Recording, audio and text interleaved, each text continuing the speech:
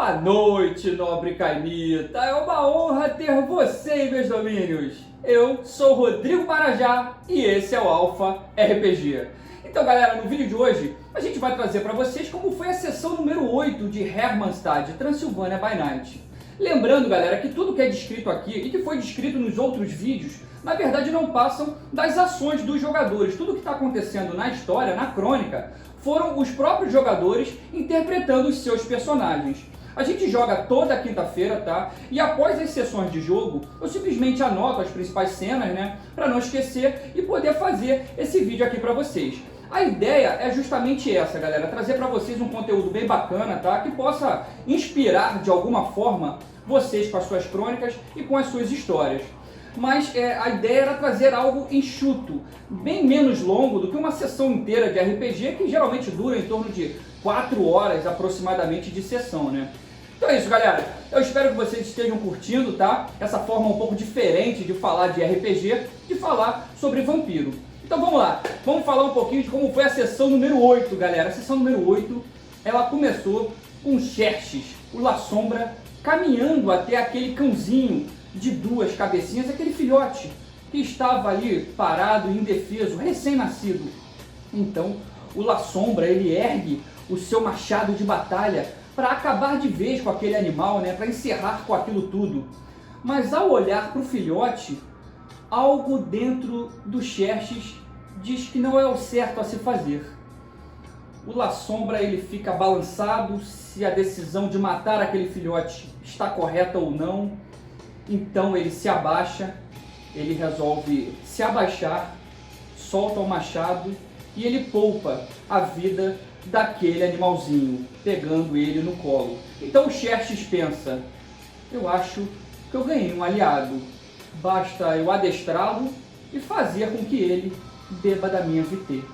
E dessa forma, galera, o Xerxes caminha em direção à sua carruagem que está parada atrás da casa de Marusca, né, lá onde se encontra o seu lacaio, o Alfred, e ele então entra na sua carruagem, né, com o cãozinho de 2 cabeças no colo, e ele pede que o Alfred se dirija até o seu refúgio, na intenção deles deixarem o cãozinho de 2 cabeças lá no refúgio do La Sombra.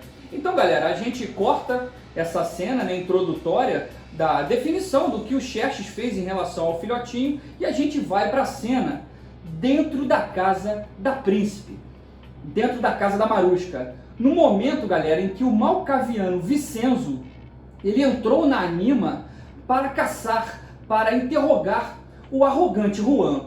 Mas, infelizmente, galera, ele não consegue encontrá-lo. Então ele acaba decidindo retornar para o seu corpo físico, né? Mas ainda muito nervoso e indignado com a audácia daquele que deveria, na verdade, ser o seu irmão de clã, né? E a Irina Vlach, a senhora de Vicenzo, ela entra na casa carregando o Yoshi ainda desmaiado, né, desacordado, e ela o leva para um dos leitos, para um dos cômodos dentro da casa da Marusca, e ao voltar ela percebe ali o Vicenzo despertando, o Vicenzo puto, né, indignado, e ela então começa a aconselhá-lo. Vicenzo, minha cria, você precisa se acalmar, meu filho. As coisas não devem ser resolvidas com violência direta. Nossos inimigos, eles devem ser abatidos com descrição. Nós não somos Brujah, meu filho. Existem várias formas desse tal Juan pagar por sua arrogância. Seja frio, você não é mais nenhum neófito. Fique tranquilo, aguarde o momento certo de agir. Então o Vicenzo, ele acaba se acalmando, né, entendendo que a sua senhora está certa. E Irina Vlach ainda continua. Vicenzo, o Juan, ele não pode interferir nos seus poderes. Você não só não viu Damascus, porque você estava muito nervoso, estava muito tenso. Mas tente agora, meu filho, tente novamente, que você vai ver, que você vai conseguir ver Damascus através das chamas. O Juan, ele conseguiu mexer com você, você não pode permitir isso. Então, o Vicenzo, ele se acalma e ele diz, minha senhora, você está certa. Eu vou testar um dos meus poderes tentando rastrear a príncipe Marusca, ver se ela está bem. Então, dessa forma eu verifico se os meus poderes estão ok. Então o Vincenzo Piromani, galera, o Malkaviano, ele ativa auspícios nível 6, visão longínqua, e começa a olhar através das chamas de uma das velas. Damascus, então, realmente começa a aparecer. E ele vai ficando, né? O Vincenzo vai ficando um pouco mais tranquilo.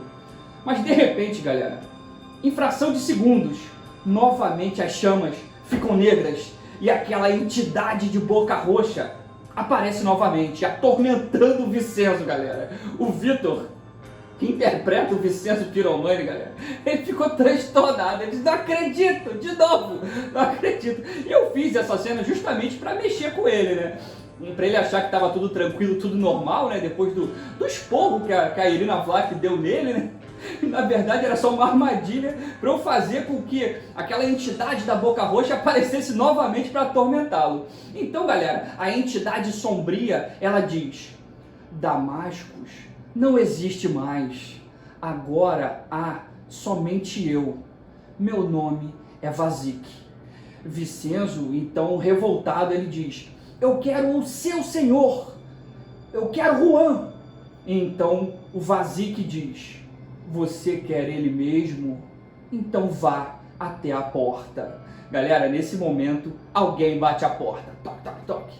Irina, ela se levanta, vai atender, né, enquanto o Vincenzo está ali no meio daquele transe. E realmente Juan está ali parado, bem na frente da porta. O Vincenzo, então, ele desperta, saca a sua espada e corre em direção ao seu rival para golpeá-lo com toda a raiva do mundo. Lembrando, galera, que essa atitude de atacar Juan foi do próprio Vitor que escolheu, tá? Que interpreta o Vincenzo. Mesmo depois da sua senhora ter tido aquela longa conversa, né, com ele, explicando para ele se acalmar, mas ele estava muito inconformado, ele estava muito revoltado. De qualquer forma, ele correu então para atacar o Juan com a sua espada, mesmo estando no refúgio da príncipe. Mas como ele sabia que naquele momento ela não estava, né, a príncipe não estava, estava apenas a senhora dele, a Irina, e ele, então ele foi com tudo para golpear o Juan. Mas nesse momento, galera, que ele vai dar a espadada no Malkaviano, ele é bloqueado por uma adaga. Nesse momento, então, cai a ofuscação de um outro cainita que estava ao lado de Juan. Então está o Vincenzo tentando dar a espadada e um homem bloqueando o golpe com uma adaga, né? Então o tal homem diz: não, não, não. Esse aqui, meu amigo, quem vai matar sou eu. Eu só não matei ele ainda por respeito a príncipe. Boa noite, eu me chamo Jacques Montserrat. Então, galera, fica bem claro realmente que o Jacques Montserrat, ele somente ainda não havia matado o Juan, que também parece ser seu inimigo mortal, apenas por respeitar os domínios de Marushka. Mas ele, com certeza, já vinha o perseguindo há algum tempo.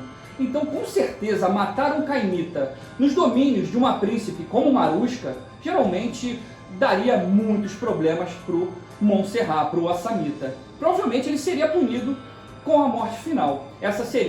Provavelmente esse seria o veredito da príncipe, né? Então a gente corta a cena, galera, nesse momento que o Jacques Montserrat, que é um personagem do Vitor, bloqueando o Vincenzo Piromani, que também é um personagem do próprio Vitor, na qual ele vai decidir o que vai acontecer em seguida, tá bom? A gente corta a cena então para a cena do Montrak, o toreador. Lembrando, galera, que o Nicolas e a Joaquina, os dois toreadores, foram atrás de um médico na área central da cidade para que o Mr. Bigfoot, que estava ferido, pudesse ser tratado de alguma forma. Então, após a saída do Abdul, daquele assamita, depois que ele foi embora, o toreador Montrak, ele começa a conversar com o Zogael, demonstrando extrema preocupação com os últimos acontecimentos. O Zogael, o líder da Sociedade Rosas de Caim, ele pede que Montrak espere um momento e pede para que todos os membros do culto que ainda estavam ali presentes, que fossem para suas casas, pois não havia mais perigo nenhum. Então, dessa forma, o Montrak e o Zogael, eles puderam conversar mais francamente, sem que ninguém estivesse ali para ouvir o que eles diziam. O Montrak, ele diz estar muito preocupado e conta tudo o que aconteceu para o Zogael. Mas o Zogael o acalma dizendo: meu amigo, na verdade, todas essas questões envolvendo os dois lacaios realmente são preocupantes. Porém, tudo está saindo, na verdade, melhor que o previsto. Assim, nós temos a autorização para a construção da fonte, tá? Zélios já autorizou, inclusive Zélios, o Nosferatu, ele já providenciou até as matérias-primas, e elas devem estar chegando em breve. As placas de mármore, as pedras brutas, o bronze que será derretido, etc. Sem contar que Mestre Mateus e Bispo Morrice também já devem estar chegando em Hermannstad nos próximos dias. Então, tudo na verdade está ótimo. É claro, dizendo que tudo está ótimo, menos a questão dos lacaios. Mas já que a questão dos 2 lacaios de Montrak o está incomodando tanto, o Zogael decide ajudá-lo. Então, Montrak decide não ir atrás dos tais 2 homens que sequestraram Sir Albert, o tal careca e aquele tal nobre, descrito pelo Bigfoot. O Montrak ele decide ir falar com a Maruska. Então, dessa forma, galera, tanto o Zogael quanto o Montrak, eles deixam o Bigfoot repousando sobre a mesa. Provavelmente Nicholas e Joaquina, eles voltariam com o médico e, na verdade, provavelmente Bigfoot, ele na verdade não aguentaria ser transportado numa carruagem, balançando e sacudindo durante todo o percurso. Então eles optaram por deixar o Mr. Bigfoot sozinho lá deitado, aguardando o retorno do Nicholas e da Joaquina com o médico. Assim, o Zogael e o Montrak, eles partem para a casa da príncipe. Então o Zogael, ele opta por ir guiando a carruagem, né, com o Montrak ao seu lado, e eles vão conversando, até que num determinado momento, galera, o Zogael percebe os dedos de Montrak ficando negros, as mãos ficando pretas. Eles então se apressam, fazendo com que os cavalos corram mais rápido. E quando eles finalmente chegam até a casa da Maruska, as mãos e pulsos de Montrak já estão tomados pelaquela maldição horrível. Então nesse momento eu também corto a cena e eu parto para a cena do Ravenous, o grande Ramírez Solano. O Ramírez, galera, ele está correndo pela floresta, né, com o seu amigo Lohan, pois eles disseram que iriam caçar os tais Tremere inimigos, mas na verdade eles estão simplesmente fugindo dali, né, pois o Nosferatu Yoshi, ele acordaria a qualquer momento daquele seu torpor ilusório causado pelo fogo falso, e com certeza contaria tudo sobre Ramírez para a príncipe, inclusive que o Ramírez é amante da Marelle, da Tizimice inimiga. Então eles vão seguindo, né, o Ramírez e o Lohan, eles vão seguindo ali pela trilha no meio da floresta em direção à área central da cidade, onde o Lohan diz que provavelmente existem alguns informantes de Marelle lá infiltrados. No meio do percurso, galera, os dois avistam algo diferente no meio da mata.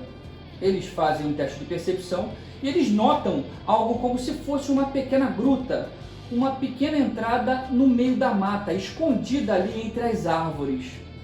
Lohan, ele demonstra muita curiosidade, mas Ramírez o adverte: meu amigo, não é hora de averiguar esse local, não é o momento.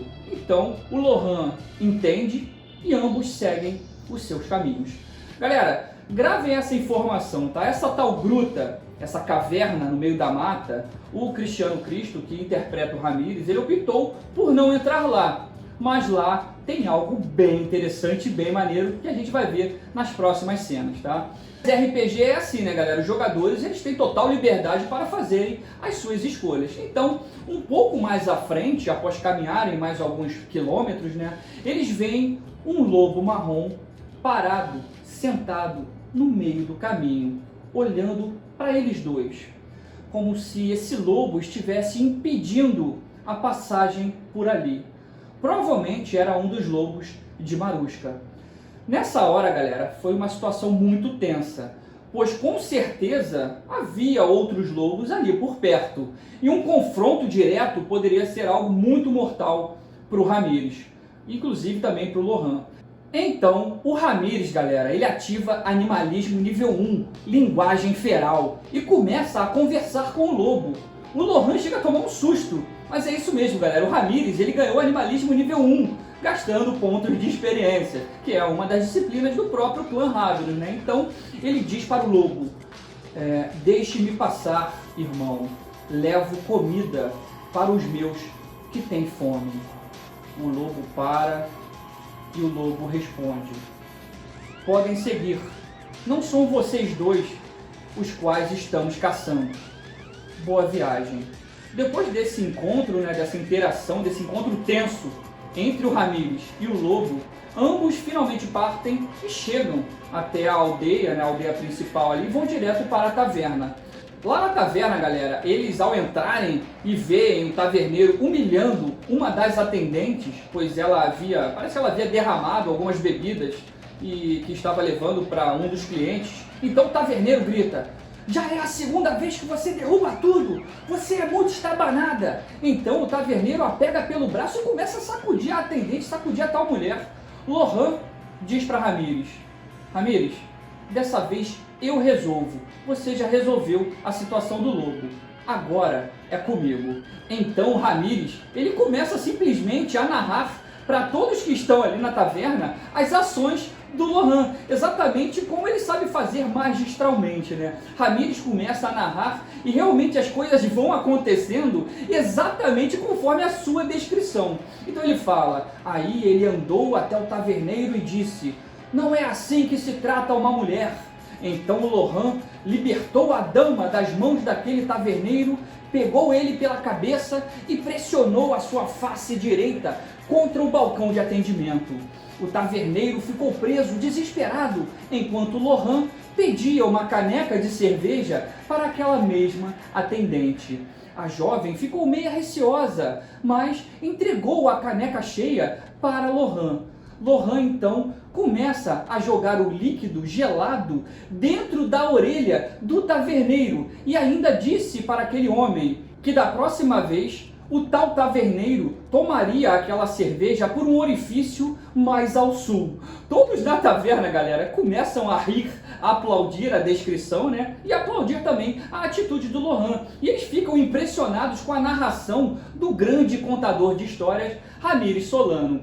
Todos começam a aplaudir, né, aquela brilhante atuação. Então o Ramírez levanta e diz: bebidas para todos por minha conta, e coloca no balcão um monte de moedas falsas, né, criadas com quimeirismo. E aí todos gritam, né, é! E os clientes ficam em êxtase, e as meretrizes se assanham ainda mais, né, ao verem toda aquela quantidade de moedas, e a farra dentro da taverna simplesmente continua. Lohan, ele solta o taverneiro, né, que corre para dentro da cozinha desesperado, e os dois Ravenos então se sentam numa mesa para conversar. No momento que a tal jovem atendente se aproxima dos dois com duas canecas de cerveja. Mas quando ela está se aproximando dos dois, galera, para botar as cervejas em cima da mesa, ela tropeça e derrama tudo no chão. O Ramírez olha para o Lohan olha para o Ramírez. De qualquer forma, eles dão aquele meio sorriso, né? E a menina, ela coloca a mão no bolso e entrega a Lohan um bilhete, uma carta da Tizimice Marelli. No bilhete, galera, está escrito o seguinte: Lohan, fomos atacados pelos templários e perdemos alguns guerreiros. Não conseguiremos avançar enquanto esses cavaleiros templários estiverem na estrada e permanecerem no norte de Hermannstadt. Eu estou com a sensação de que eles nos atacarão durante o dia. Portanto, voltaremos para os domínios de meu pai, Radu, em Bistritz, para não sofrermos mais baixas. Na verdade, também recebi a informação, Lohan, que meu pai está ficando louco, pois ele cedeu o domínio de Schasburg para um seguidor de Sete. Com certeza esse setita deve ter feito algo de muito ruim com meu pai Radu. Então eu irei até lá para desfazer essa sandice e irei expurgar esse tal de Christopher Jamal, esse tal novo príncipe setita de Schasburg. Irei destroná-lo. Lohan, avise a Ramírez sobre esses novos acontecimentos e peça para ele voltar para mim o mais rápido possível. Assinado, Marelli. Galera, vou fazer uma observação aqui para vocês.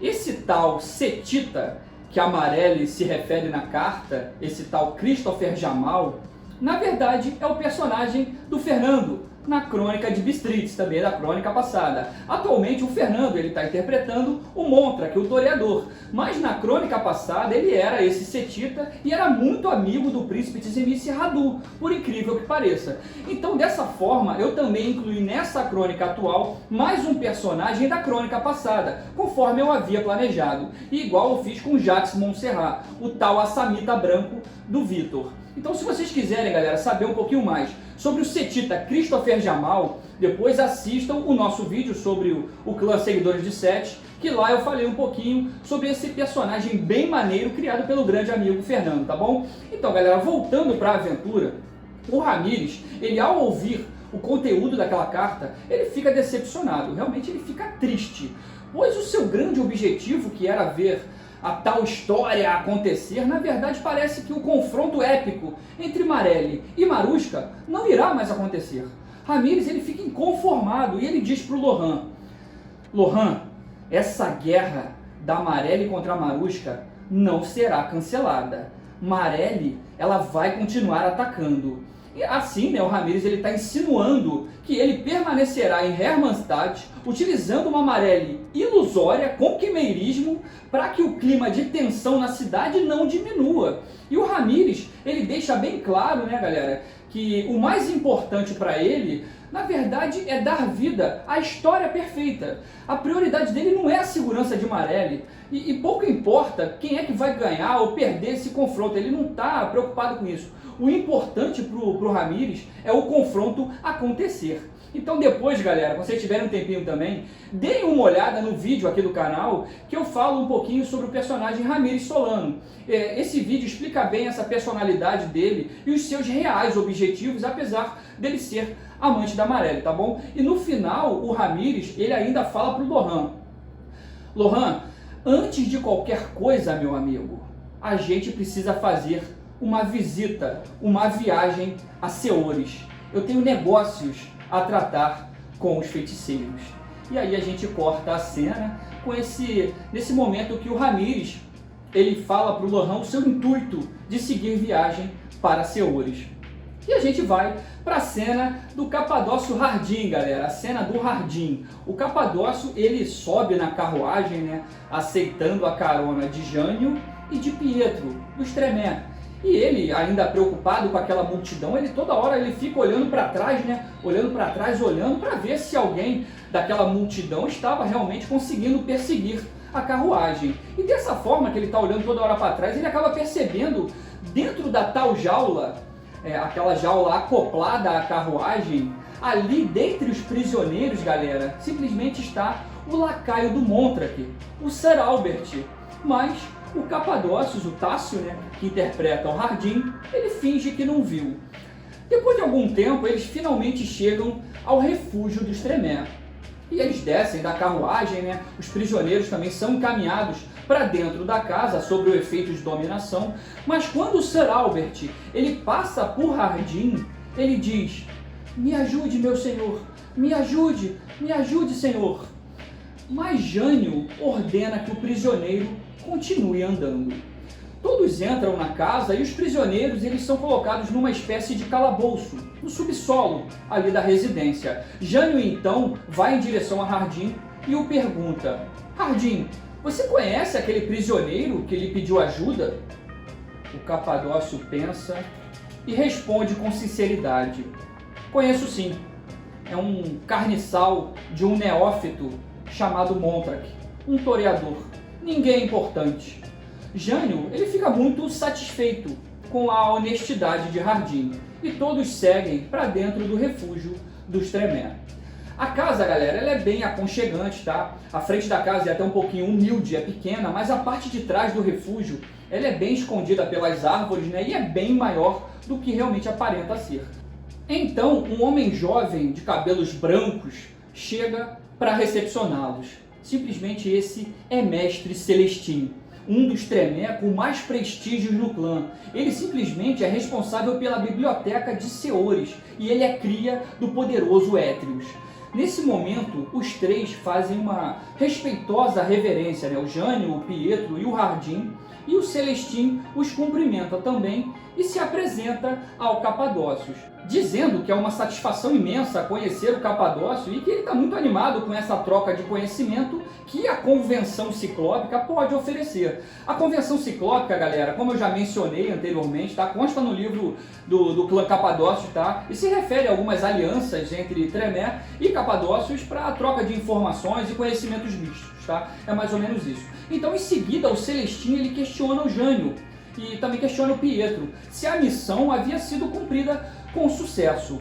Mas o Pietro, ele diz: meu senhor, infelizmente o grandão conseguiu fugir. Ele está se referindo ao Bigfoot, que conseguiu escapar. Então, nesse momento, galera, o Celestino, ele simplesmente muda o seu semblante e no mesmo momento ele se irrita e aumenta o tom de voz. Quanta incompetência! O Pietro abaixa a cabeça, né, com sinal de submissão, mas é estranho que o Jânio, o careca, ele não abaixa a cabeça não. E ele ainda adverte o Celestino: Celestino, não fale comigo dessa forma. O Celestino então para, eles se olham e o Celestino se desculpa. Ele pede desculpa. Nesse momento, uma mulher, uma linda mulher, ela entra na sala e ela diz: calma, calma, meninos. Basta eu ficar ausente por alguns minutos que vocês já começam a brigar. E ela, essa linda mulher, ainda continua: os prisioneiros que chegaram são mais do que suficientes, Celestino. Não se preocupe, se acalme. Ah, o senhor deve ser Hardin, do clã da morte. Muito prazer em conhecê-lo, senhor Hardin. Eu sou Malgorzata. Galera, a Malgorzata também é uma Tremé de 6ª geração, assim como o Celestino, tá? E ela também é muito poderosa. E ela é cria de Goratrix, tá? Gravem isso, tá? Que o Celestino é cria de Étrios e a Malgorzata é cria de Goratrix. Então, será que vai dar certo, galera, essa história? Vamos ver. De qualquer forma, o Hardin a cumprimenta, né? Agradece a hospitalidade e também diz para ela: minha senhora, eu não sou mais Hardin. Eu não sou mais Hardin Adamar. Agora eu sou Harold de Hermannstadt. Então o Capadócio, ele usa mortes em si mesmo, galera, fazendo com que a sua face se distorça um pouco, né, e com que seu cabelo e sua barba caiam, mudando completamente dessa forma a sua aparência. Então a Malgorzata, ela chega a se assustar, né, com aquela cena bizarra, né, e ela diz: vamos ver então, Harold de Hermannstadt, se o senhor está evoluindo. Vamos ver se o senhor já está apto. Então ela aponta para uma vela que está apagada em um dos castiçais ali, em cima da mesa de madeira. O Harold, ele se concentra e ele usa, galera, Creu Ignem pela primeira vez. Ele consegue, com seu novo poder, acender aquela tal vela indicada pela Malgorzata. Uma observação aqui, galera: esse poder, né, Creu Ignem, também foi comprado, tá, com pontos de experiência pelo Tássio, que interpreta o Hardin, né, ou Harold, o novo nome do Hardin. Então Malgorzata, ela fica muito feliz e diz: muito bom, você passou no primeiro teste. Vamos então ao segundo teste, Harold. Então, nesse momento, alguns dos lacaios dos Tremé que estão ali, né, eles vêm e trazem Sir Albert, o lacaio do toreador Montrak.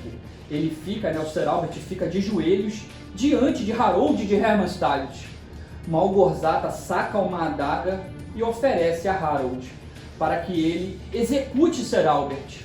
Então Harold diz: eu não preciso disso. Ele simplesmente toca o rosto de Sir Albert utilizando mortes nível 1, máscara da morte, fazendo com que o lacaio caia na hora, como se estivesse morto. Lembrando, galera, que nessa cena o Tássio, que interpreta o Harold, o Hardin, na verdade ele enrolou os Tremé. Até porque esse poder mortes nível 1, o máscara da morte, o alvo ele se recupera no próximo amanhecer ou na próxima noite. Então, na verdade, o Harold, ele poupou a vida do Sir Albert. Malgorzata, então, sem perceber, né, diz: muito bom. Vamos então ao teste final. E a gente, galera, nesse momento que aconteceria o teste final, ao Capadócios, a gente encerra a sessão número 8, nesse momento a gente encerra, e a gente fica deixando em aberto, galera, para o próximo vídeo. Qual será esse terceiro teste, o teste dos Tremere? Será que o Sir Albert, ele despertará realmente na manhã seguinte e conseguirá sobreviver? E os Tremere saberão que Hardin, ou Harold, na verdade não executou o lacaio de Montrak? Galera, o Montrak, ele conseguirá se livrar daquela maldição das mãos negras, a maldição da caixa, né, com a boneca bizarra dentro dela?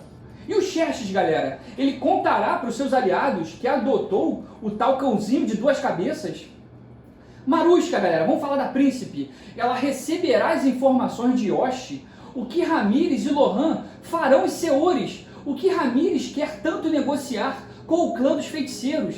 E esse ataque de Vicenzo ao Juan, que foi interceptado pelo Assamita Branco, o que acontecerá quando a príncipe retornar? Galera, tudo isso a gente confere no próximo vídeo, o vídeo sobre a sessão número 9. Lembrando que essa crônica, galera, a gente vai encerrar ela, tá? Na sessão número 10, a sessão 10, ela vai ser a sessão final, vai ser a última. Portanto, se inscrevam no canal e ative o sininho de notificações para não perder nenhum conteúdo, tá beleza, galera? Deixa um like, ó, agora é hora, hein? Deixa o like aí, por favor, e a gente se vê no próximo vídeo. Um forte abraço, galera. Fui!